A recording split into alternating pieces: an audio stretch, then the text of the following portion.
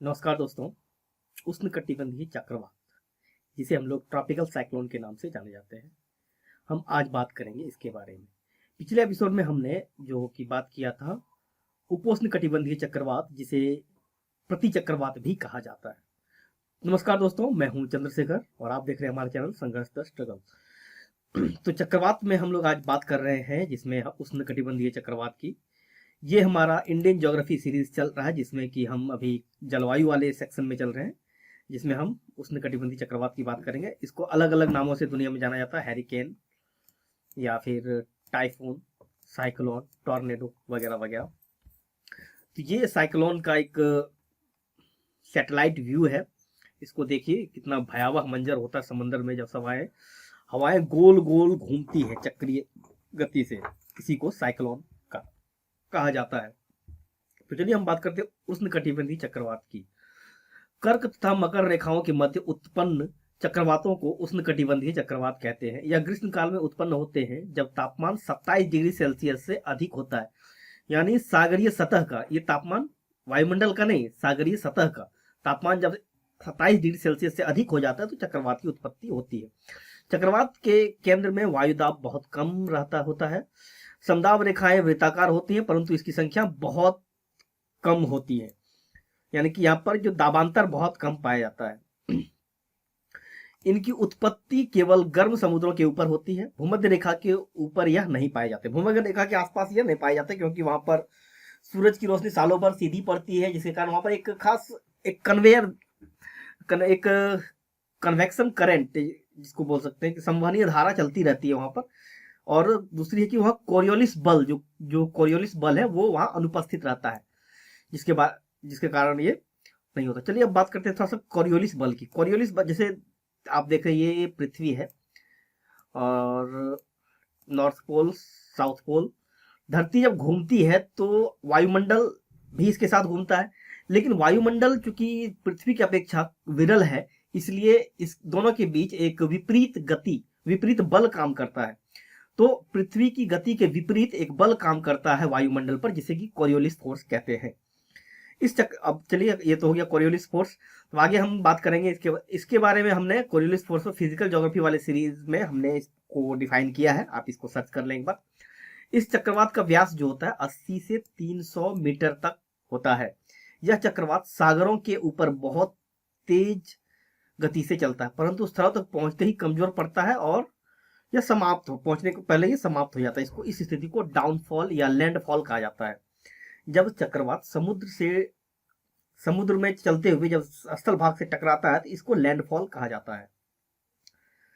कमजोर चक्रवात जो है वो 32 किलोमीटर प्रति घंटे की चाल से भ्रमण करते हैं। वहीं हैरिकेन या टॉर्नेडो 120 किलोमीटर प्रति घंटे से भी अधिक तेज रफ्तार से गति करते हैं। यह सदैव गतिशील नहीं होते, कभी कभी एक ही स्थान पर कई दिन तक स्थायी हो जाते हैं तथा तेज गति से वर्षा करते हैं।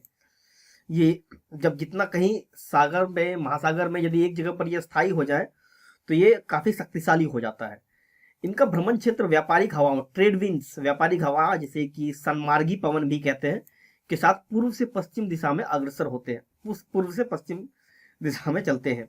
अपनी प्रचंड गति तथा तूफानी स्वभाव के कारण चक्रवात अत्यंत विनाशकारी होते हैं। अब जैसे कि हम इंडिया में पश्चिम बंगाल और उड़ीसा का जो क्षेत्र है, ये चक्रवात से काफी ज्यादा प्रभावित होता है, जिसमें कि बंगाल की खाड़ी में उठने वाले चक्रवातों के कारण और इसकी भयावहता यहाँ पर अक्सर देखी जाती है। तो जैसे कि हमने अभी बात किया कि ये है हमारा कर्क रेखा और ये है मकर रेखा, इसी के बीच इन चक्रवातों की उत्पत्ति होती है, क्योंकि यहीं पर है महासागरों का जो तापमान है वो अधिक रहता है। अब जैसे कि हमने देखा कि कोरियोलिस बल का, जैसे अब सन्मार्गी पवन है जो कि सीधी चलनी चाहिए थी ऐसी, लेकिन नहीं, ये जो पवनें हैं यहाँ सीधी होनी चाहिए थी, लेकिन यहाँ पर मुड़ जा रही है। ये मुड़ने का कारण क्या है? मुड़ने का कारण है वो कोरियोलिस बल। जो पृथ्वी चूंकि ऐसे घूमती है, पश्चिम से पूर्व पृथ्वी की गति होती है, तो इसे भी, हवा को भी अपने साथ उसकी दिशा अपने ओर मोड़ लेती है।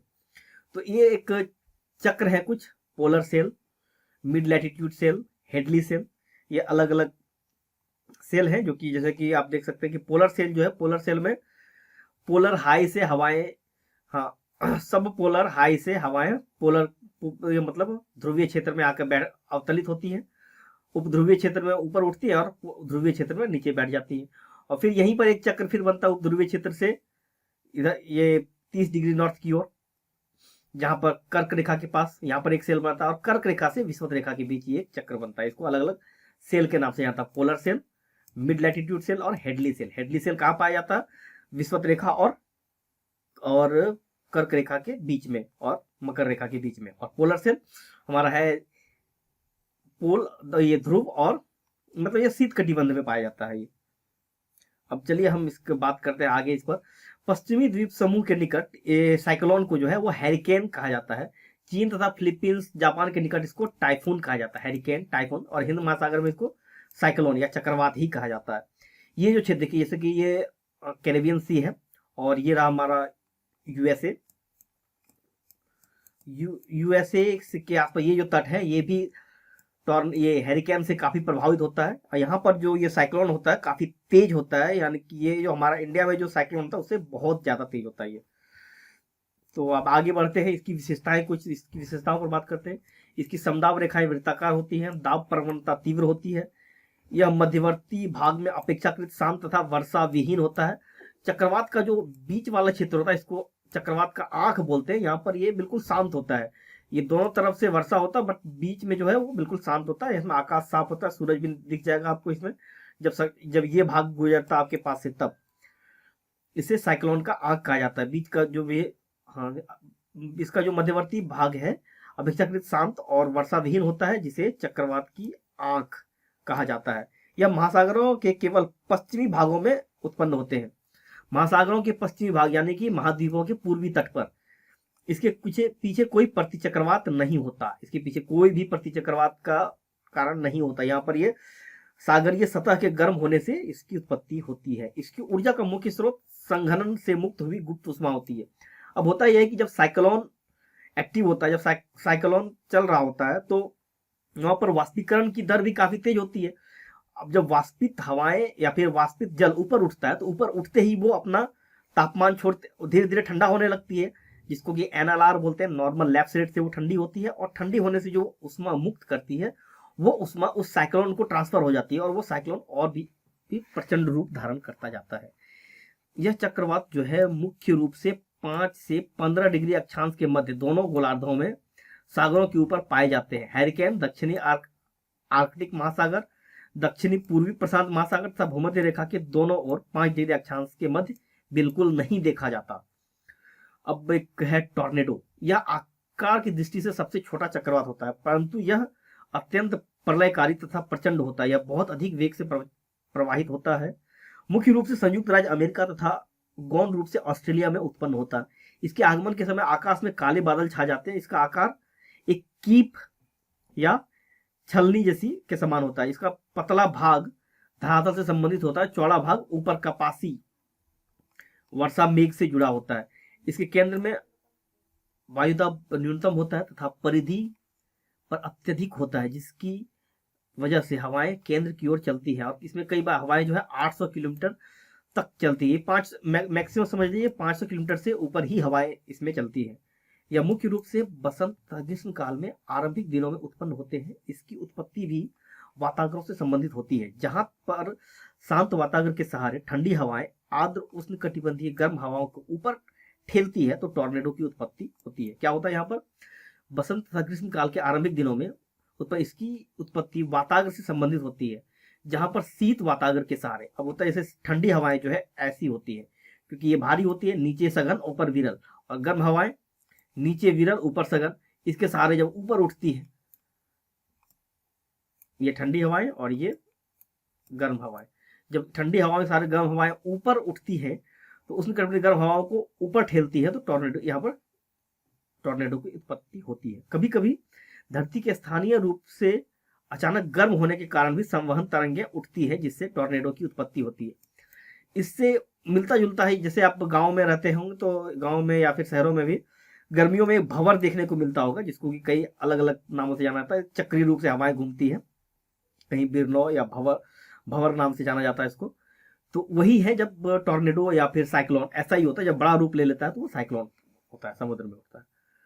तो अब चलिए उष्णकटिबंधीय चक्रवातों का नामकरण पर बात करते हैं थोड़ा। 20वीं शताब्दी के प्रारंभ में चक्रवातों के नामकरण की शुरुआत हुई। इसकी शुरुआत एक ऑस्ट्रेलियाई पूर्वानुमानकर्ता द्वारा हुई। वह जिन राजनीतिज्ञों को नापसंद करता था उनके नाम पर उसने चक्रवातों का नाम रखना प्रारंभ किया।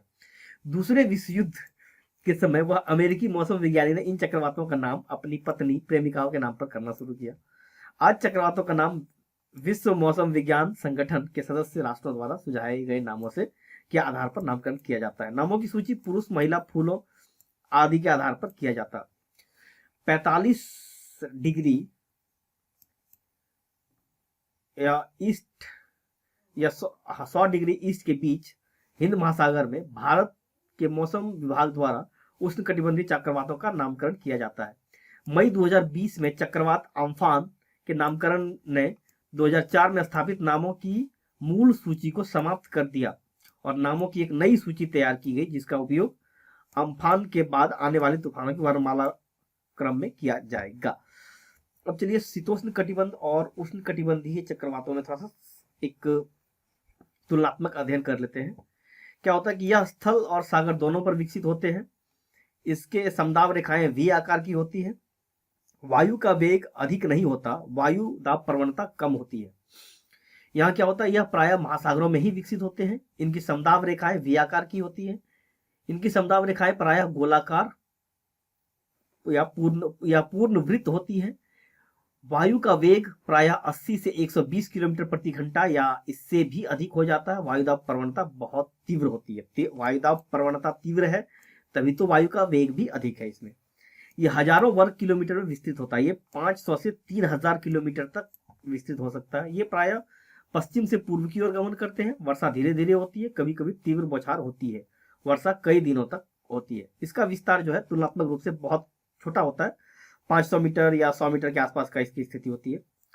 1 किलोमीटर का दायरा बहुत बड़ा हो गया, ये लगभग उससे कम ही होता है। ये प्रायः पूर्व से पश्चिम की ओर, ये देखिए ये पश्चिम से पूर्व, ये पूर्व से पश्चिम की ओर गमन करते हैं।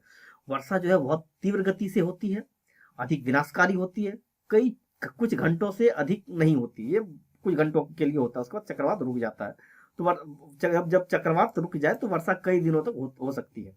कई बार होती भी है, कई नहीं भी होती है। तो फिर अब आइए चलिए देखते हैं इसके विभिन्न क्षेत्रों में ताप विभिन्नता होती है। इसमें प्रायः 2 वाताग्र होते हैं, एक शीत ऋतु में उत्पन्न और ये शीत ऋतु में अधिक उत्पन्न होते हैं। इसके क्षेत्रों में क्या होता है, ताप का वितरण लगभग समान होता है।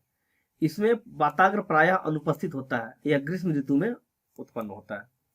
चक्रवातों के इसमें ये अब शीत कटिबंधीय चक्रवात में क्या है, यहाँ चक्रवातों के केंद्र आवर्त प्रायः वर्षा नहीं होती, केंद्र में वर्षा नहीं होती। चक्रवात समाप्त होने के बाद प्रति चक्रवात पैदा होते हैं।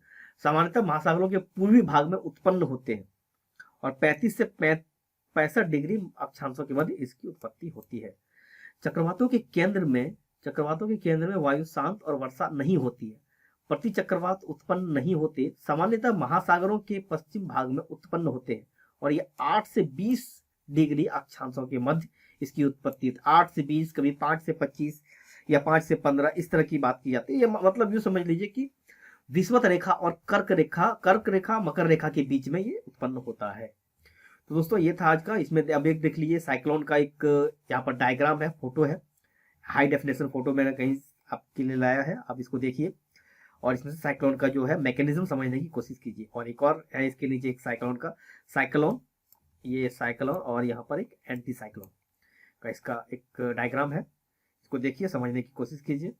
जैसे यहाँ पर हाई प्रेशर से लो प्रेशर जा रहा है और यहाँ लो प्रेशर है और बाहर हाई प्रेशर है, ये साइक्लोन वाली स्थिति है और ये एंटी साइक्लोन वाली। तो दोस्तों ये था आज का हमारा एपिसोड। मिलते हैं नेक्स्ट एपिसोड में, तब तक के लिए धन्यवाद। देखते रहिए हमारा चैनल संघर्ष द स्ट्रगल और अपने सुझाव भी दीजिए ताकि हम अपने आप को और बेहतर बना सकें। तो मिलते हैं नेक्स्ट एपिसोड में, तब तक के लिए धन्यवाद।